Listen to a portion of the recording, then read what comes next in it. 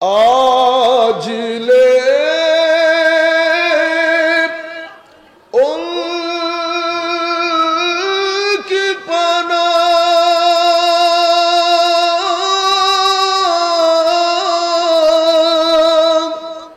आज मदद मांग उनसे,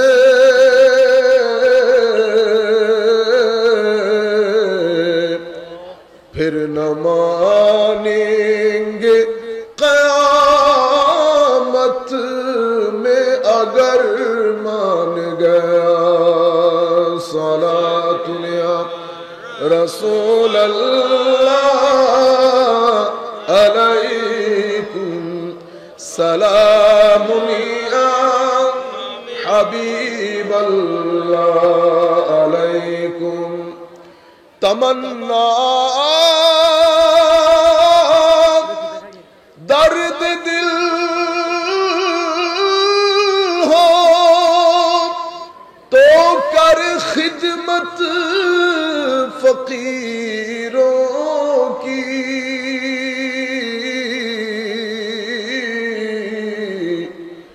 नहीं मिलता ये गौहर बादशाहों की खजीनों में।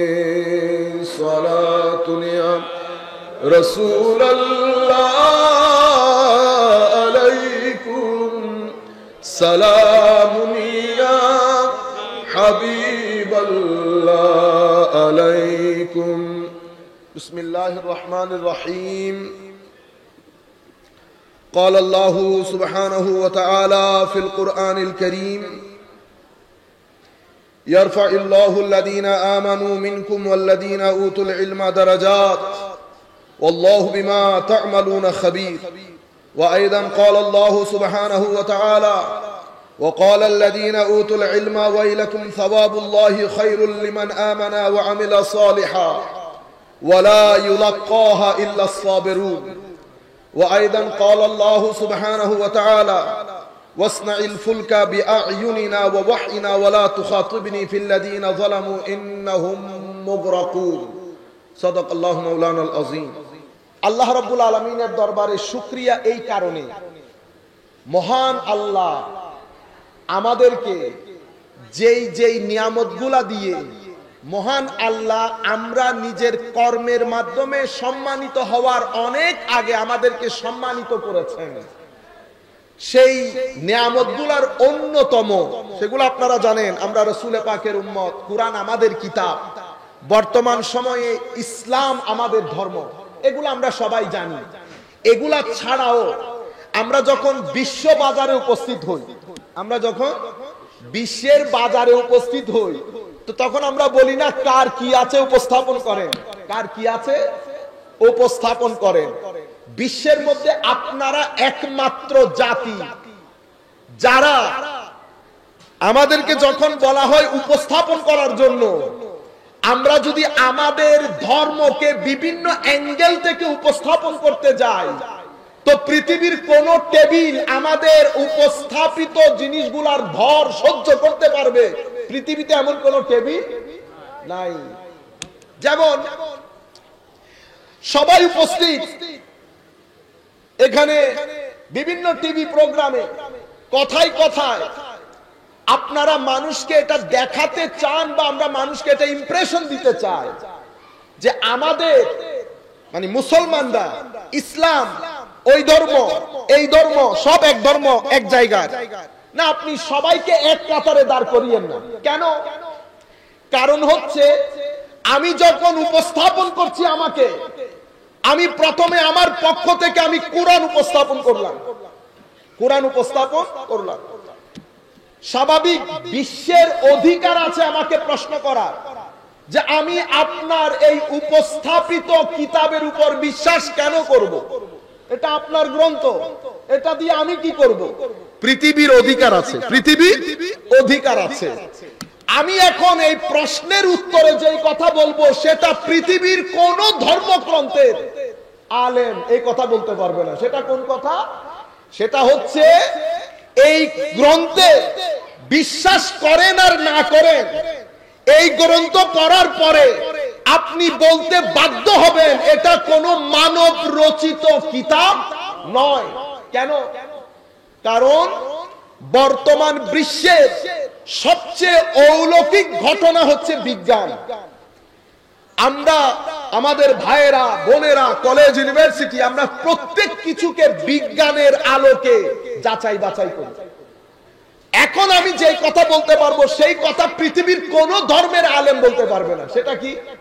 আপনি যত বিজ্ঞান আছে সমস্ত বিজ্ঞান দিয়ে আপনি এটাকে অ্যাপ্লাই করে দেখতে পারেন। আমি শুধু আপনাকে একটা গ্লিমস মারি। কি গ্লিমস? আপনি বলেন আপনার সৃষ্টি তত্ত্ব, আপনার সৃষ্টি সম্পর্কে আপনি কি জানেন? তো উনি বলবেন না আমার সৃষ্টি প্রথমে মাটি থেকে হয়েছে, অতঃপর মায়ের পেটে আমি এই ছিলাম এই ছিলাম এই ছিলাম, এর থেকে আমি মানুষ, এর থেকে আমি বের হলাম। লম্বা ফিরিস্তি না? তা আমি যখন উনাকে বললাম এটা আপনি কখন জেনেছেন, তো সে একটা উত্তর দিবে আমি অমুক সময় জেনেছি। তো 70 বছর আগে জেনেছেন। এই কথা যদি আমি কোরআনের মধ্যে অক্ষরে অক্ষরে আপনাকে দেখাইতে পারি, আপনি কি বলবেন? উনি বলছেন এটা হতে পারে না, এটা হতে পারে না। আমি বললাম তাহলে একটা কাজ করেন, গুগল দিয়ে আপনি সূরাতুল মুমিনুনে যান। কোরআনে পাকের একটা চ্যাপ্টারের নাম আল মুমিনুন। সেই সূরার মধ্যে কদ আফলাহাল মুমিনুনের একটা উলাইকা হুমুল ওয়ারিসুন, এরপরে মাওলাই করিম আপনার পুরা সৃষ্টি তত্ত্ব তুলে ধরেছেন। সেখানে মাটির কথা আছে, ওয়ালাকাদ খালাকনাল ইনসানা মিন সুলালাতিন মিন তিন সুম্মা জাআলনাহু নুতফাতান ফি কারারিন মাকিন। কেমিক্যাল, বায়োলজিক্যাল, মায়ের পেট, অতঃপর মাটির পেট, মাটির পেট থেকে আদমকে কিভাবে সৃষ্টি করা হয়েছে, মায়ের পেট থেকে আমাকে কিভাবে সৃষ্টি করা হয়েছে। কোরআনের 2-3 আয়াতের মধ্যে মাওলাই করিম ইন লেটার এন্ড স্পিরিট বলেছে। বলার পরে দেখার পরে আপনার আওয়াজ আছে আর আপনার কোনো আওয়াজ নাই। এটা আপনি অন্য ধর্মগ্রন্থের মতো বলিয়েন না। এমন ধর্মগ্রন্থের মালিক আমরা। একটা দুইটা হচ্ছে এই কোরআনকে বুঝার জন্য মুসলিম আইম্মায়ে কেরাম, উলামায়ে কেরাম, এটা আমাদের জন্য অনেক অনেক অনেক শিক্ষণীয়। আমরা কি কাজে আছি, আমাদের পূর্বপুরুষ কি কাজে ছিলেন। মুসলিম আইম্মায়ে কেরাম কোরআনকে বুঝার জন্য আলাদা 2টা সাবজেক্ট বানিয়েছে। একটাকে আমরা উলুমুল কোরআন নাম দিয়েছি, আরেকটাকে ইলমুত তাফসীর নাম দিয়েছি। উলুমুল কোরআনের উপর যত কিতাব রচিত হয়েছে, আমরা যদি শুধু সেই কিতাবগুলো উপস্থাপন করি টেবিলে জায়গা দিতে পারবেন না। নাম্বার 1। এরপরে কোরআনের ব্যাখ্যা বিশ্লেষণের উপর যত কিতাব মুসলমান আইম্মায়ে কেরাম সেই যুগ থেকে শুরু করে আজকের যুগ পর্যন্ত, এখনো পর্যন্ত কোন ইমাম যদি 12 খণ্ড, 15 খণ্ড, 17 খণ্ডের কোরআনের তাফসীর লিখেন, এটা আমার নবীর জিন্দা মুজিজা না তো কি। পৃথিবীর কোন ধর্মগ্রন্থের উপর এত ব্যাখ্যা বিশ্লেষণ হয় নাই যত ব্যাখ্যা বিশ্লেষণ কোরআনে পাক নিয়ে হয়েছে। এটা আমাদের সম্পদ, এটা আমাদের সম্পদ। এই গেল কোরআন। এরপরে পৃথিবীর কোন ধর্মগ্রন্থের যিনি প্রচারক, তার যে কথামালা যেটাকে আমরা হাদিস বলি, কোন ধর্মগ্রন্থের ধর্ম প্রচারকের কথামালা প্রথমে তো উনার কথাগুলাকে রক্ষণাবেক্ষণ করা, এরপরে আপনি যেন আপনার কথাকে উনার কথা বলে চালিয়ে দিতে না পারেন সেই জন্য আলাদা একটা সাবজেক্ট পৃথিবীর সাথে পরিচয় করা। এটা ইসলাম বাদে আগে পরে কোন ধর্মগ্রন্থের ক্ষেত্রে ঘটে নাই। সেটাকে আমরা বলি উলুমুল হাদিস। উলুমুল হাদিস। শুধু আমার নবীর এই কথাটা আমার নবী বলেছে কিনা এটা চেক করার জন্য আগে পরে উলামায়ে কেরাম যেই পরিমাণ কিতাব লিখেছে, লিখতে লিখতে কোথায় গিয়েছে দেখেন।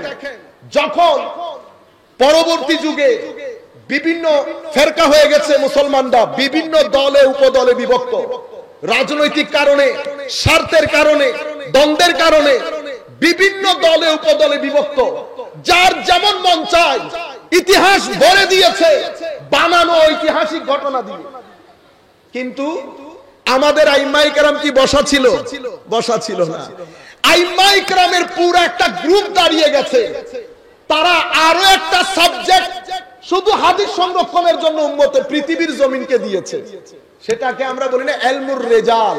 মানে যত হাদিস বর্ণনাকারী আছে, mister A, mister B, mister C, mister D, প্রত্যেক হাদিস বর্ণনাকারী তাদের জীবনী, কোথায় জন্ম, কার কাছে পড়েছে, কাকে পড়িয়েছে, স্থানীয় লোকজন তাকে কি বলে জানতো, সততা কতটুকু আছে, সত্যবাদিতা কতটুকু আছে, নির্ভরযোগ্যতা কতটুকু, সবকিছু লিখে পরবর্তী প্রজন্মের জন্য কিতাব সহ হাতে ধরিয়ে দিয়েছে। এখন আপনি যখন বলেন আমার নবী এই কথা বলেছেন, আমি তখন বলি কোথায় পেয়েছেন? অমুক হাদিসে গেলাম, সেই হাদিসে বর্ণনাকারী কে কে আছে, এ বি সি ডি। এরপরে ইবনে হাজার আসকালানির মতো মুহাদ্দিস, ইমাম মিজ্জির মতো মুহাদ্দিসকে যখন আপনি জিজ্ঞেস করেন, হুজুর এদেরকে আপনি চিনেন? তো কিতাবের মধ্যে ঢোকো, পরিপূর্ণ বর্ণনা আছে। এই ঘটনা আসমানের নিচে জমিনের উপরে শুধু আমার নবী ইলমে হাদিসের ক্ষেত্রে হয়েছে। পৃথিবীর কখনো কোন ধর্ম প্রচারকের বাণী সংরক্ষণের জন্য তাদের যারা উম্মত এত স্যাক্রিফাইস করে নাই। কেমন স্যাক্রিফাইস জানেন? স্ত্রী, পুত্র, কন্যা ছেড়ে দিয়ে দেশের পর দেশ ঘুরেছে, এলাকার পর এলাকা ঘুরেছে। শুধুমাত্র উদ্দেশ্য ছিল একটা, আমার নবীর কথাগুলো যেন নির্ভুলভাবে পরবর্তী প্রজন্মের কাছে পৌঁছে। সেই কারণে তারা এত ফতোয়াবাজির মধ্যে ছিল না। কেন? ব্রেইন সার্বক্ষণিক গবেষণার মধ্যে থেকেছে। ফতোয়াবাজির কোন সুযোগ আছে? ঘুরতে ঘুরতে তো দিনই শেষ। লেখাপড়া, রাতের দিনে জিহাদে আসগর, দিনে জিহাদে আকবর, রাতে জিহাদে আসগর, রাতে সিজদায়, দিনে ইলম তলবে, পরবর্তী প্রজন্মের জন্য জিনিসগুলো যেন সহজ হয়ে যায়। এই কাজ আমাদের আইম্মায়ে কেরাম শুধু হাদিসের ক্ষেত্রে করেছেন। কেন জানেন?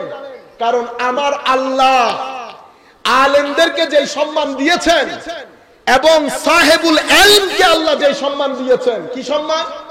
আমার আল্লাহ বলছেন, ইন্না নাহনু নাযালনা যিকর ওয়া ইন্না লাহু লাহাফিজুন।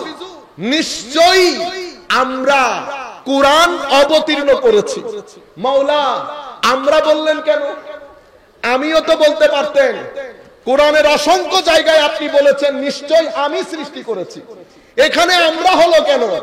আমার উলামায়ে কেরাম যার যার জবাব দিয়েছেন তাফসীরের কিতাবের মধ্যে, সম্মান সূচক জালালিয়ত বুঝার জন্য এক বচন না ব্যবহার করে বহু বচন ব্যবহার করেছেন। এটা উলামায়ে কেরাম যার যার মতো করে উপস্থাপন করেছেন, প্রত্যেকই হক।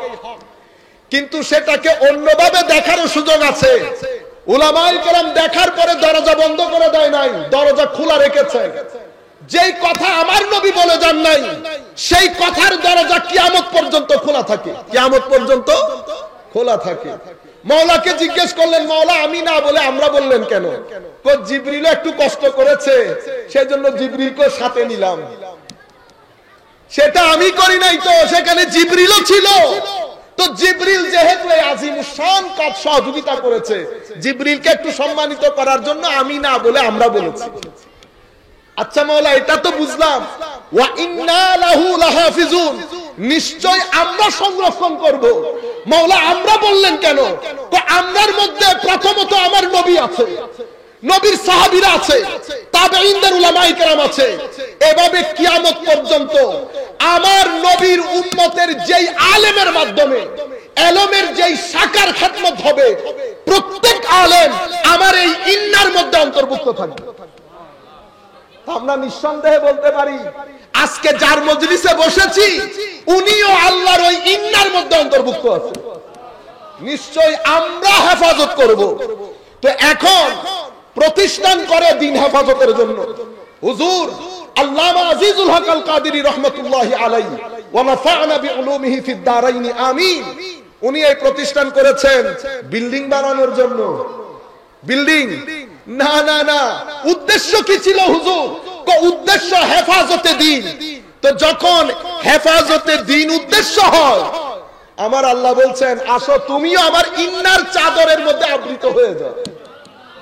মাওলায়ে করিম হুজুরকেও ইন্নার চাদরে আবৃত করেছে। সেই কারণে উলামায়ে কেরাম কি পরিমাণ গ্রিডি ছিলেন ইলমের প্রতি। হযরতে আব্দুল্লাহ ইবনে মুবারক রাদিয়াল্লাহু আনহু উম্মতে মুসলিমার যেই কয়েকজন আমায়েদে ইলম আছে, ইলমের স্তম্ভ, হুজুর ইমামে আজম আবু হানিফা রাদিয়াল্লাহু তাআলা আনহুর বড় শফিক ছাত্র, সেই ব্যক্তি যিনি আবু হানিফাকে ইমামে আজম বলেছেন, যিনি হুজুর ইমাম বুখারীর দাদা উস্তাদ হযরতে আব্দুল্লাহ ইবনে মুবারক রাহমাতুল্লাহি আলাইহি ওয়া নাফা'না বিউলুমিহি ওয়া বিহিলমিহি ওয়া বিইখলাসিহি ওয়া বিইখলাসিহি ওয়া বিহিকমাতিহি আমিন ইয়া রাব্বাল আলামিন। উনাকে জিজ্ঞেস করা হয়েছিল মানুষ কাকে বলে, উনি বলেছেন আল উলামা। মানুষ কাকে বলে? তো মানুষ আলেমকে বলে। তো বাকিগুলা মানুষ না? মানুষ। তবে আল্লাহ রাব্বুল আলামিন মানুষকে, ওই মানুষকে মানুষ বলেছেন যাদেরকে মাওলা প্রজ্ঞা দান করেছেন। সেই কারণে ইয়ারফাইল্লাহুল্লাযীনা আমানু, এই কথাগুলো আল্লামা ইমাম গজালী রাহমাতুল্লাহ আলাইহি ওনার ইহয়া উলুমিদ্দিন কিতাবের কিতাবুল ইলম চ্যাপ্টারের মধ্যে এই কথাগুলো এনেছেন। হুজুর বলেছেন ইয়ারফাইল্লাহুল্লাযীনা আমানু মিনকুম ওয়াল্লাযীনা উতুল ইলমা দারাজাত। আলেমদেরকে মাওলায়ে করিম অনেক অনেক অনেক উঁচু মর্যাদা দান করেছেন। হযরত আব্দুল্লাহ ইবনে আব্বাস রাদিয়াল্লাহু তাআলা আনহু থেকে একটা মতামত আনেন, সেখানে উঁচু দরজা মানে কত উঁচু? সাধারণ মানুষ এবং আলেম, এই দুইজনের মাঝখানে দরজাগত পার্থক্য কতটুকু? 50,000। তো একটা থেকে একটা দূরত্ব কত? 500 মাইল। সাধারণ মানুষ এবং একজন আলেমের মধ্যে মর্যাদাগত পার্থক্য। আর আপনি বলছেন নবী আমার মতো, আপনি বলছেন নবী আমার মতো। আমার আল্লাহ বলছেন যাদেরকে আল্লাহ ইলম দিয়েছে তাদের মর্যাদা কোথায়? আকাশে। সাধারণ মানুষ কোথায়? জমিনে। তো হযরত আব্দুল্লাহ ইবনে আব্বাস রওয়ায়াত করছেন সাধারণ মানুষ আর একজন সাধারণ আলেমের মধ্যে মর্যাদাগত পার্থক্য 50,000 দরজা। এক দরজার চেয়ে আরেক দরজার দূরত্ব 500 মাইল। আবার সেই আলেমদের মধ্যে দরজাগত পার্থক্য আছে, সবাই এক দরজার হয় না। এখন সেই আলেমদের মধ্যে যিনি উঁচু পর্যায়ে, তার সাথে সাধারণ মানুষের দূরত্ব, সেই আলেমের সাথে সাহাবীর দূরত্ব, সাহাবীর সাথে নবীর দূরত্ব, নবীর সাথে রাসূলের দূরত্ব, কুল কায়নাতের নবী রাসূলের সাথে আমার নবী ইমামুল আম্বিয়ার দূরত্ব। এবার আপনি মাপেন, ফিতা টেপ নিয়ে মাপতে থাকেন। আপনি বলছেন আমার মতো তোমার মতো। আপনারা বুঝতে পেরেছেন ঘটনা? এই পরিমাণ গুরুত্ব ইলমকে দেওয়ার কারণে উম্মতে মুসলিমা গত 1300 বছরে যেই যেই ব্যক্তিত্ব প্রডিউস করেছে, বিশ্বের কোন জাতি, আমি বলছি না কোন জাতি, এহেন ব্যক্তিত্ব প্রডিউস করতে পারে না। আমাদের স্টেজের মধ্যে একদিকে ইবনে সিনা দাঁড়ানো, আরেকদিকে হুজ্জাতুল ইসলাম ইমাম গাজালি দাঁড়ানো। একজন সায়েন্সের দুনিয়ায় আসমানে অবস্থান করেন, আরেকজন দর্শন এবং স্পিরিচুয়ালিটি তথা আধ্যাত্মবাদ এই দুনিয়ার মধ্যে আসমানে অধিষ্ঠিত। এহেন ব্যক্তিত্ব কিভাবে প্রতিষ্ঠা পেয়েছে, কিভাবে প্রডিউস হয়েছে? 1-2 শতাব্দীতে না, প্রত্যেক শতাব্দীতে উম্মতে মুসলিমার যেই আলেম, বিশ্ব সভ্যতার মধ্যে এই কথাতে সবাই একমত যে মুসলমানদের আলেমদের মধ্যে যে মাল্টি ডাইমেনশনালিটি থাকে। কি ডাইমেনশন? মাল্টি মানি ইবে হনো একখান জানে দেন, ইবের ইন্দি টিপ দিলে ইন্দি বাইরো, ইন্দি টিপ দিলে ইন্দি বাইরো। আমি আপনাকে একটা এক্সাম্পল দেই। ইমাম গাজালি আমরা জানি অনেক বড় সুফি, ঠিক না? উনি সুফি যেমন ছিলেন, সেই যুগের সবচেয়ে বড় দার্শনিক ছিলেন, সেই যুগের সবচেয়ে বড় ফিজিক্সের মাস্টার ছিলেন, ম্যাথসের মাস্টার ছিলেন, ভূগোল বুঝতেন, এক বিষয়ের ছিলেন। এই ঘটনা বিশ্ব জ্ঞানের ইতিহাসে কোনোদিন ঘটে নাই যে এক ব্যক্তি 10 পুকুরের মাছ, সেই জন্য মুসলমানদের আলাদা একটা সুনাম ছিল যে মুসলিম আলেম সব সময় মাল্টি ডাইমেনশনাল হয়। এটা পৃথিবীর ইতিহাসে আর কোথাও কোন জ্ঞানীর ক্ষেত্রে আপনি এই এক্সাম্পল পাবেন না। আমি এই জায়গার মধ্যে আরেকটু পরে আসবো। সম্মানিত উপস্থিতি, মূল কথা যেটা বুঝাতে চাচ্ছিলাম, এটা তো এলমে হাদিসের যুগে মাঠে ফিকহ তথা ডিপ আন্ডারস্ট্যান্ডিং, দ্বীনের গভীর জ্ঞান, দ্বীনের গভীর জ্ঞান যেটাকে আমরা ফিকহ বলি, ফিকহুদ্দিন যেটাকে বলি, এই ফিকহ আইন, আইন শাস্ত্রে মুসলমানদের যে অবদান, মানে আমরা যে কাজ করেছি, ধরেন পৃথিবীর সবাইকে বলেছি প্রত্যেকে যার যার আইন বইগুলা টেবিলে রাখেন, রেখেছে। আমাদের পুরো শতাব্দীর লাগবে না, শুধু 2 শতাব্দীর ফিকার আইনের কিতাব যদি আমরা টেবিলে রাখি, বর সহ্য করতে পারবে না। বুঝতে পেরেছেন আপনারা? এই কাজ মেইনলি যিনি সার্ভ করেছেন উনি আমাদের ইমাম, ইমামে আজম আবু হানিফা রাদিয়াল্লাহু তাআলা। আইন শাস্ত্রের মধ্যে অভূতপূর্ব অবদান মুসলমানদের কোরআন এবং সুন্নাহ থেকে। কেন? আমাদের এখানে প্রত্যেক যুগে 2 ধরনের ব্যক্তিত্ব আলেম ছিলেন, প্রত্যেক যুগে 2 ধরনের আলেম। এক ধরনের আলেমকে আমরা বলি ম্যান অফ ট্রেডিশন, আরেক ধরনের আলেমকে বলি man of opinion. Man of tradition আসহাবুর রিওয়ায়া, ম্যান অফ অপিনিয়ন আসহাবুল ফিকহ। এখন ইনার দায়িত্ব কি আর ইনার দায়িত্ব কি? আহলুল হাদিস ভাইদের জন্য এটা একটা জানার বিষয়। মনে রাখবেন, আল্লাহ রাব্বুল আলামিন উম্মতে মুসলিমার এই মাঠে কিছু মানুষ এমন তৈরি করেছেন যারা পৃথিবীর গড়ে গড়ে, বাজারে বাজারে, মাঠে মাঠে, প্রতিষ্ঠানে প্রতিষ্ঠানে, দরবারে দরবারে ঘুরে আমার নবীর হাদিসগুলা সংগ্রহ করেছে, করে আল্লাহ রাসূলের ইলমের বাগানের মধ্যে দিয়ে চলে গেছে। ইয়া রাসূলুল্লাহ, এগুলো আপনার বাণী, আমরা সব জায়গা থেকে একত্রিত করে রাখলাম। এখন উনার কাজ উনি করে চলে গেছেন। এখন ওই রিওয়ায়াতের মধ্যে আমার নবী কি বলেছেন, কেন বলেছেন, কোন পরিস্থিতিতে বলেছেন, এখান থেকে হুকুম কিভাবে ডিরাইভ করব, বের করব পরবর্তী পরিস্থিতিতে। কারণ সময় পরিবর্তন হচ্ছে, পরিবর্তনীয় সময়ের মধ্যে আমার নবীর দেওয়া এই হুকুম আমি কিভাবে লাগাবো, পরিবর্তন কিভাবে হবে, রহিত কিভাবে হবে, সেই জন্য কিছু আলেম দরকার। তারা সংখ্যায় কম, এটা জাতির জন্য নিয়ামত। তাদেরকে বুদ্ধিজীবী, আমাদের দেশের বুদ্ধিজীবী না, তাদেরকে আমরা বলি মুহাক্কিক আলেম।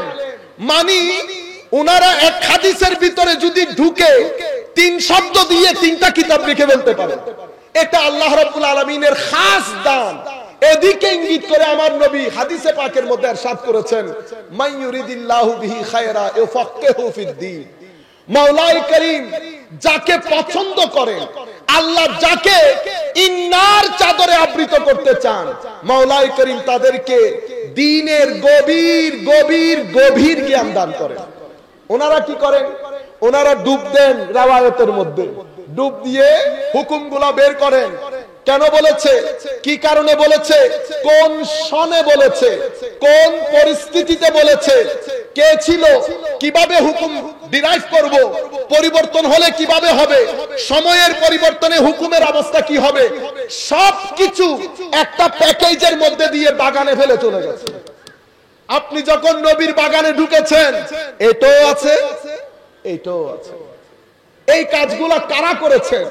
আমাদের উম্মতের আইম্মায়ে কেরাম। এবং আইনের জগতে পৃথিবীর যেই কোন রাষ্ট্রে, যেই কোন বিশ্ববিদ্যালয়ে সিনা টান করে আপনি বলতে পারবেন আমরা মুসলমান। আইনের ক্ষেত্রে আমরা যে কাজ করেছি, পৃথিবীর কোন সভ্যতা আইনের এত খেদমত করে নাই যত খেদমত আমরা করেছি। আনফরচুনেটলি, দুর্ভাগ্যবশত আমরা কেউ ভুল করে হলেও বর্তমানে এই নাম নেই না। নাম নিলে আবার সেকুলারিজম আঘাতপ্রাপ্ত হবে। কি প্রাপ্ত? আঘাতপ্রাপ্ত হবে। কেউ ভুল ক্রমে হলেও ইমামে আজমের নাম নেন না। আমি আমাদের এক ওয়েস্টার্ন ভাইকে বলেছিলাম, সব ফিকার কিতাব বাদ দেন, আপনি আল মাবসুত, এটা প্রাইভেট পাবলিক ইন্টারন্যাশনাল লর উপর লেখা ইমামে আজমের গ্রন্থের একটা ব্যাখ্যা গ্রন্থ, বিশাল ভলিউমের কিতাব। উনি ছিলেন জেলে, মানে গর্তের ভিতরে, ওখান থেকে বসে বলেছেন, ছাত্ররা গর্তের উপরে বসে এটাকে লিখেছে। হয়ে গেছে কয় খণ্ডে? আমার কাছে ইংল্যান্ডে যে বইটা আছে 27 খণ্ডের কিতাব। কয় খণ্ডের? এটা তো আপনারা বলবেন হুজুর তখন মানুষের কোনো কাজকর্ম ছিল না, বসে বসে কাজ করছে। এই যুগে কিছুদিন আগে মারা গেছেন মাওলাই করিম ডক্টর ইমাম জুহাইলির কবরকে নূর দিয়ে ভরপুর করে দিন। মাওলাই করিম উনার ফয়ুজাত দিয়ে আমাদেরকে ধন্য করুন। যেই সিনা আল্লাহ উনাকে দান করেছেন, সেই রকম সম্প্রসারিত সিনা মাওলাই করিম অত্র মাদ্রাসার ছাত্রদেরকে দান করুন। তো উনি তো এই যুগের, কোন যুগের? এই যুগে। আপনি পৃথিবীতে এক্সাম্পল কোথাও পাবেন না। এটা তো আইনের ক্ষেত্রে, এভাবে স্পিরিচুয়ালিটি বলেন, মানে আমাদের ক্লাসিক্যাল সায়েন্সের প্রত্যেক জায়গার মধ্যে উম্মতে মুসলিমা যে খেদমত আঞ্জাম দিয়েছে সেটা লাজবাব। এখন আমরা বর্তমানে যে সিচুয়েশনে পড়েছি, এই সিচুয়েশনে কেন পড়লাম? মনে রাখবেন, পবিত্র কোরআনের মধ্যে প্রায় 16টা জায়গার মধ্যে একটা শব্দ বারবার রিপিট হয়েছে, সুন্নাতুল্লাহ। কি শব্দ? সুন্নাতুল্লাহ। সুন্নাতুল্লাহ মানে ডিভাইন ল, আল্লাহর নিয়ম, আল্লাহর কানুন, আল্লাহর আইন। মনে রাখবেন, মাওলাই করিম পৃথিবী পরিচালনার জন্য, আপনাকে পরিচালনার জন্য, আপনাকে উপরে তোলার জন্য, আপনাকে নিচে নামানোর জন্য মাওলাই করিমের একটা নির্দিষ্ট গ্রামার আছে, আইন। আপনি যদি উপরে উঠতে চান, আল্লাহর আইনের আওতায় আসতে হবে। আমি যদি উল্টা লটকে যাই, আল্লাহর আইন না মেনে যদি উপরে উঠতে চাই, আমি উপরে উঠতে পারবো না। আপনি যদি ওই সমস্ত নিয়ম নিজের মধ্যে আপনি অ্যাপ্লাই করেন যেগুলোর মাধ্যমে আপনি নিচে নামবেন, তো আপনাকে নিচে নেমে যেতে হবে। ওয়ালা তাজিদা লিসুন্নাতিল্লাহি তাবদীলা ওয়ালা তাজিদা লিসুন্নাতিল্লাহি তাহওয়িলা। আমার আল্লাহর যে সুন্নত, সেটা পরিবর্তন, পরিশোধন কোনোটাই হয় না। কি কি কাজ করলে আপনি উপরে উঠবেন? পতনের জন্য আমার আল্লাহ একটা নিয়ম বানিয়েছেন, কি কি কাজ করলে আপনার পতন হবে। যেমন একটা সুন্নত আপনাদেরকে বলি, হাদিসে পাকের মধ্যে এসেছে, ইমাম ইবনু মাজাহ শরীফের মধ্যে এসেছে, তিরমিজি শরীফের মধ্যে এসেছে। মাওলাই করিমের সুন্নত হচ্ছে আপনি যদি যাকাত না দেন, আল্লাহর সুন্নত হচ্ছে আল্লাহ বৃষ্টি বন্ধ করে দেবে। Very simple. আপনি অতি স্মার্ট দেখাবেন, চালাকি দেখাবেন, মাওলাই করিমের সুন্নত হচ্ছে এখানে যাকাত বন্ধ হবে, এখানে বৃষ্টি বন্ধ হবে। আল্লাহর সুন্নত হচ্ছে আপনি যখন অতিমাত্রায় অশ্লীলতা চর্চা করবেন, সমাজের মধ্যে যখন অশ্লীলতা ডেলিবারেটলি, ডেসপারেটলি, ওপেনলি সব জায়গায় ছড়িয়ে পড়বে, সুন্নতে ইলাহি হচ্ছে সেই ভূখণ্ডের মধ্যে মাওলাই করিম এমন এমন রোগ মহামারী আকারে দেবেন যেটা পূর্ববর্তী প্রজন্ম কখনো শুনে নাই। এটা সুন্নতে ইলাহি। সুন্নতে ইলাহি হচ্ছে আমি যদি আল্লাহ কর্তৃক দেওয়া, আমার নবীর মাধ্যমে দেওয়া ওয়াদাগুলো ভঙ্গ করি, আল্লাহর সাথে সংক্ষিপ্ত আকারে বলতে চাচ্ছিলাম সুন্নতে ইলাহি বোঝানোর জন্য, মানে ডিভাইন ল। যেমন আপনি চাচ্ছেন সুখী জীবন, এটা আমরা সবাই চাই। মানে আপনি চাচ্ছেন আপনার হায়াতটা হায়াতে তৈয়বা হোক, আমরা বলি না আল্লাহ হায়াতে তৈয়বা দান করো। আপনি চাচ্ছেন আপনার জীবনে সুখ আসুক। আমি ইউথকে বলছি বিশেষ করে, সুন্নতে ইলাহি হচ্ছে আপনার জীবনে যদি সৎকর্ম না থাকে, আপনার জীবনে সুখ থাকবে না। Very simple. মান আমিলা সালিহাম মিন যাকারিন ওয়া উনসা ওয়া হুয়া মুমিন ফালনুহইয়ান্নাহু হায়াতান তাইয়্যিবা। আমল এবং ঈমান দুইটা জিনিসের সংমিশ্রণে সৎকর্ম সম্পাদিত হবে, আপনার ঘরে সুখ থাকবে। হুজুর টাকা পয়সা কেমনে আসবে? খুব পরিশ্রমে আসবে। ওয়াল্লাযীনা জাহাদু ফীনা লানাহদিয়ান্নাহুম সুবুলানা, আপনি যে রাস্তায় নিয়ে যাবেন, আয়াতকে টানেন। তো সেই কারণে আমাদের প্রত্যেক গ্রামের মধ্যে এই কথা প্রচলিত ছিল, সেটা কি? পরিশ্রমে আনে ধন, পুণ্য আনে সুখ। এটা কোরআন হাদিসের কথা। এটা মওলাই করিম এভাবে সুন্নাত এক সিস্টেম বানিয়েছেন, নিজাম বানিয়েছেন। এখন আপনি ব্যক্তি পর্যায়ে, পরিবার পর্যায়ে, সমাজ পর্যায়ে, রাষ্ট্রীয় পর্যায়ে আপনি উঠতে চাচ্ছেন, আপনি চাচ্ছেন আপনি উপরে উঠেন। মাওলা সুন্নাত কি? আমার আল্লাহ বলছেন পৃথিবীর মধ্যে আমি একটা মডেল দিয়েছি, সিবগাতুল্লাহর মডেল। কারণ আপনি উপরে উঠতে চাইলে আমার আল্লাহ যদি সিঁড়ি না দেন আপনি উপরে উঠতে পারবেন না। তো মাওলা সিঁড়ি কোনটা? তো জমিনের মধ্যে আমি মুহাম্মদুর রাসূলুল্লাহ সাল্লাল্লাহু আলাইহি ওয়াসাল্লামের আকৃতিতে আমি একটা সিঁড়ি বানিয়েছি।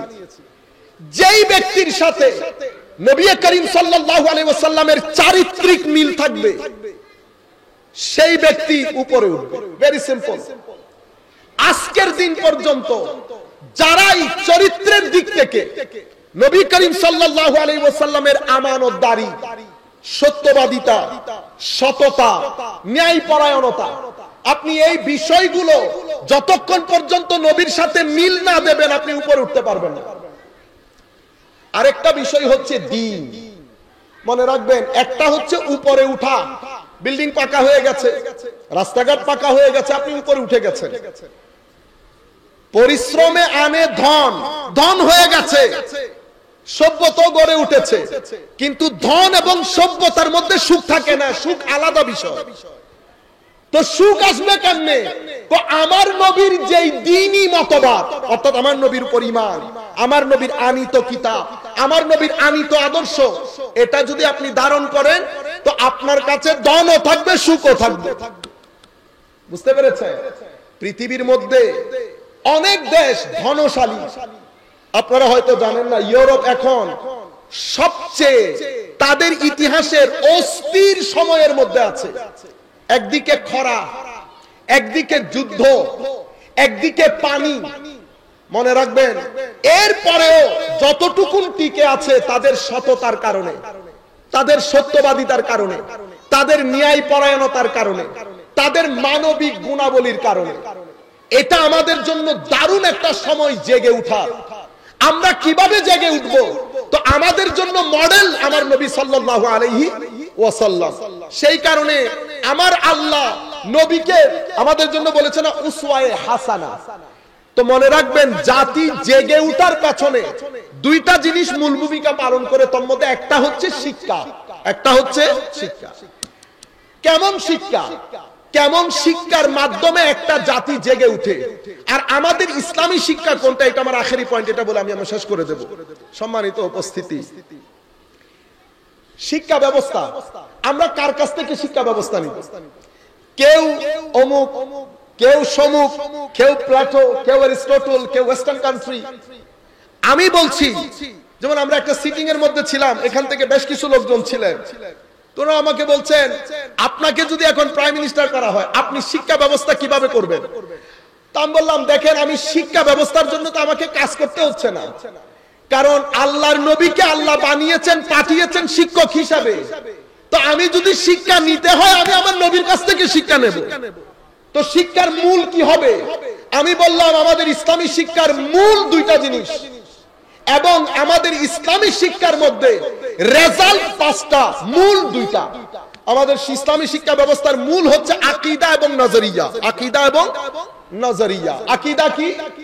আমি এই ক্লাস 1 থেকে পিএইচডি পর্যন্ত যদি আমি পড়ি, আমার পুরো শিক্ষা ব্যবস্থার মধ্যে একটা পানি, যেটাকে আমরা বলি না বোধ শক্তি, কি শুউর, বোধ, আমার ভিতরে আরেকটা অনুভূতি, সেই অনুভূতির মধ্যে একদিকে আমার শিক্ষা বাড়বে, যে আমার শিক্ষা সামনের দিকে যাবে, পাঁচটা জিনিস আমার এখানে বাড়তে হবে। একটা তাওহীদ, একটা নবী পাকের রিসালাত, একটা আমি যে আল্লাহর পক্ষ থেকে এখানে প্রতিনিধি, খেলাফত। কয়টা হয়েছে? 3টা। চতুর্থ নাম্বার হচ্ছে ফিকরে আখিরাত। ফিকরে আখিরাত। আমি এই 4টা জিনিস আমার ভিতরে আস্তে আস্তে আস্তে সামনে যেতে হবে। তো ইসলামী শিক্ষা কোনটা? ইসলামী শিক্ষা এমন শিক্ষার নাম যেই শিক্ষার মাধ্যমে যিনি শিক্ষিত হবেন, উনি যত বড়ই শিক্ষিত হন না কেন, উনার ভিতরে এই চারটা জিনিস সাথে সাথে যেতে হবে। এখন আমাদের যে শিক্ষা ব্যবস্থা, সেকুলার শিক্ষা ব্যবস্থা, সেটা কেমন? সেটা আপনি ছোট থেকে পড়ে পড়ে বড় হচ্ছেন, যত সামনের দিকে যাচ্ছেন আকীদায়ে তাওহীদ আস্তে আস্তে নিচের দিকে, আকীদায়ে রিসালাত নিচের দিকে, ফিকরে আখিরাত আস্তে আস্তে কমে কমে যাচ্ছে। যখন আপনি মাস্টার ডিগ্রি করেছেন, আপনার পুরো আকীদার গ্রিপ লুজ হয়ে গেছে। আমাদের এখানকার শিক্ষা ব্যবস্থার মধ্যে বর্তমানে পুরো সিস্টেমের মধ্যে পুরো গ্রিপটা লুজ হয়ে গেছে। কিন্তু আমাদের ইসলামিক সিস্টেমের মধ্যে আপনি যখন যাবেন, দুইটা জিনিস আপনার মধ্যে অবশ্যই ডেভেলপ করবে। একটা হচ্ছে আপনার দায়িত্ব জ্ঞান, আর একটা হচ্ছে আপনার কর্তব্য জ্ঞান। দায়িত্ব এবং কর্তব্য, আমি মানুষ, স্রষ্টার সাথে আমার একটা সম্পর্ক, সৃষ্টির সাথে আমার একটা সম্পর্ক, নবীর সাথে আমার একটা সম্পর্ক, কোরআনের সাথে আমার একটা সম্পর্ক, আখিরাতের সাথে আমার একটা সম্পর্ক। এই জিনিসগুলো যতক্ষণ পর্যন্ত আমার শিক্ষার সাথে সাথে আমার এই বোধ শক্তিগুলো সামনে যাবে না, আমি সেই শিক্ষাকে ইসলামিক শিক্ষা বলতে পারবো না। সম্মানিত উপস্থিতি, দুইটা শব্দ আমরা তালিমি আদারার মধ্যে মাথায় রাখবো। একটা হচ্ছে এডুকেশন, শিক্ষা, আর একটা হচ্ছে তারবিয়ত। তারবিয়ত আর শিক্ষা দুইটা দুই জিনিস। ইসলামী শিক্ষা শুধু শিক্ষা না, ইসলামী শিক্ষার মধ্যে শিক্ষা আছে, তারবিয়তও আছে। দুইটার মধ্যে মূল ফারাক কি? ইহয়া উলুমিদ্দিনের মধ্যে ইমাম গাজালি চমৎকার আলোচনা করেছেন। সেটা কি? আমাদের এই শিক্ষার মধ্যে আপনি শিক্ষিত হবেন, শিক্ষিত হওয়ার সাথে সাথে মানে তালিমের সাথে সাথে আরো একটা জিনিস আপনার ভিতরে ডেভেলপ করবে, সেটা তাজকিয়া। তাজকিয়া মানে আমার এখানে যতটুকুন শিক্ষিত করবে ততটুকুন আপনার বিহেভিয়ারের মধ্যে পরিবর্তন আসবে। আপনার আচার আচরণ, কথা বার্তা, চাল চলন, উঠা বসা সবকিছুর মধ্যে একটা পরিবর্তন আসবে। এই পরিবর্তন যদি না হয়, আপনার চারিত্রিক পরিবর্তন যদি না হয়, অহংকার, হিংসা, বিদ্বেষ, লোভ, লালসা, কারণ মানুষ কম্বিনেশন অফ বোথ। আপনার ভিতরে আপনি শারীরিকও, আপনার ভিতরে আল্লাহ রাব্বুল আলামিন নফস নামে একটা জিনিস দিয়েছেন। আপনার ভিতরে লোভও আছে, লালসাও আছে, হিংসাও আছে, অহংকারও আছে। আপনি নিরেট শিক্ষা নিয়েছেন, কিন্তু ওই জিনিসগুলা থেকে মুক্ত হতে পারেন নাই, তাজকিয়া মিলে নাই, তাসফিয়া হয় নাই। তাজকিয়া এবং তাসফিয়া এই দুই জিনিস যদি না হয়, শুধু যদি শিক্ষা আপনার ভিতরে থাকে, আপনি শিক্ষিত হবেন জরুর, কিন্তু সুশিক্ষিত হতে পারবেন না। আপনার মাধ্যমে আপনি ভালো ম্যানেজার হবেন, কিন্তু আপনার মাধ্যমে জাতি কখনো উপকৃত হবে না, জাতির কোনো লাভ হয় না, সমাজ উপকৃত হয় না। সমাজ উপকৃত হয় সেই ব্যক্তির মাধ্যমে যেই ব্যক্তির মধ্যে তালিমও থাকবে, যেই ব্যক্তির তালিমের সাথে সাথে তরবিয়ত হবে। তরবিয়ত কাকে বলে? তরবিয়ত হচ্ছে এমন একটা শিক্ষা যেটা বইপত্র দিয়ে হয় না, যেটা সঙ্গের মধ্যে বসে কিছু সামগ্রিক পরিস্থিতি, কিছু সুহবত, কিছু ব্যক্তি, তাদের সাথে বসে বসে একটা নূর আপনি অ্যাচিভ করেন। ভিতরের জগতের মধ্যে সেই নূর যখন বাসা বাঁধে, তখন আপনি যখন কোন গর্হিত কাজ করেন, গর্হিত কাজ করার সাথে সাথে কেউ দেখে নাই, কিন্তু ভিতর থেকে আপনি অস্বস্তিতে পড়ে গেছেন, কেন করলাম, না করলেও পারতাম, হাই খোদা, মানুষের ক্ষতি হয়ে গেছে। এই যে ভিতর থেকে একটা প্রটেস্ট অনুভব করছেন, প্রটেস্ট, এই প্রটেস্ট অনুভব করে তখন যখন ব্যক্তি তরবিয়ত নসিব হয়। এখন আপনি অনেক বড় ডিগ্রিধারী, 10 লাখ টাকা নিয়ে এক ব্যক্তিকে ছেড়ে দিচ্ছেন, ভিতর থেকে প্রটেস্ট অনুভব করছেন না, আপনি শুধু শিক্ষিত, তরবিয়ত নসিব হয় না। মাদ্রাসার কাজ কি? আপনারা মাদ্রাসাকে আন্ডার এস্টিমেট করেন, মাদ্রাসার মধ্যে এটা পড়াই, ওটা পড়াই না, এটা পড়াই, এটা পড়াই না বলেন, সার্বক্ষণিক মাদ্রাসার বিরুদ্ধে কথা বলেন। সম্মানিত, আমি সবার জন্য বলছি, মাদ্রাসা যদি সেই কাজ করতে না পারে তাহলে মাদ্রাসার ফেইলিউর। কিন্তু মেইনলি মাদ্রাসা আমার নবীর শিক্ষায় মানুষকে শিক্ষিত করে, আর নবীর শিক্ষার মধ্যে দুটি জিনিস আছে, তালিম, তরবিয়ত। তালিমের মাধ্যমে শিক্ষিত, তরবিয়তের মাধ্যমে সভ্য। শিক্ষিত মানুষ যদি সভ্য না হয়, ইবে মাছ ফুসানিত্ব বেশি ফুসি যাবে, এলে দুর্গন্ধ বাইরে দিবে। ইবে এন জিনিস ইবে সিগনেচারের মাধ্যমে পুরো রাষ্ট্র বেশি লাগবে, কিন্তু ইবে ভিতরে যদি তরবিয়ত নসিব হয়ে যাগুন তো ইবের যদি অনেক টিয়াদি কিনতে যান ইবে হবুদে তুই আরে টিয়াদি কিনতে লাগবে না, আই হুজুর গৌসুল আজমর ফল আরে কিনন তো দূরের কথা আর জুতার ফিত কিনিন না পারিবে। এই যে গায়রত, পার্সোনালিটি, ইমেজ, এটা কিভাবে হয়েছে? তরবিয়তের মাধ্যমে। তো মাদ্রাসাগুলা এই কাজ করে। সেই কারণে একটা জাতির জন্য মাদ্রাসা এবং দরবারের কোনো বিকল্প নাই, বিশেষ করে বর্তমান সময়ে। আমি সেই কারণে মাদ্রাসার ছাত্রদেরকে বলবো, আমার বক্তব্য ধরতে গেলে আমি শুরুই করি নাই, আমি যে বিষয়গুলো বলতে চেয়েছিলাম আমার নবী সাল্লাল্লাহু আলাইহি ইসলামের শিক্ষা ব্যবস্থা নিয়ে। সম্মানিত উপস্থিতি, আমি আপনাদের কাছে আখেরি যে মেসেজ দেব, দয়া করে আমাদের পড়া উচিত। মনে রাখবেন, আমরা ট্রেডিশনালিটি থেকে রেশনালিটিতে, মানে আগে সময় ছিল এক ধরনের, এখনকার সময় অনেক বেশি বিজ্ঞান এবং দর্শন এবং যুক্তি নির্ভর। বিজ্ঞান ইনফরমেশনের দুনিয়ার মধ্যে একটা ভূমিকম্প হয়েছে। ভূমিকম্প হয়ে এই ইনফরমেশন গুলো পৃথিবীর ঘরে ঘরে ঢুকে গেছে। একদিকে অজ্ঞতা, আর একদিকে ইনফরমেশনের নামে বন্দুক। এখন বন্দুক কোথায় চালাবেন, কোথায় চালাবেন না, কাকে মারবেন, কাকে মারবেন না, কোনটা ধরলে গুলি চলবে আপনি জানেনও না। প্রত্যেক ব্যক্তি ইনফরমেশনের বন্দুক নিয়ে বসা। একদিকে বিজ্ঞান, একদিকে যুক্তি, একদিকে ইনফরমেশন, একদিকে এইথিজম, এইথিস্টিক ফিলসফি, এবং একদিকে সোশ্যালিজম, একদিকে কমিউনিজম, একদিকে লিবারালিজম, একদিকে সায়েন্স, একদিকে দর্শন।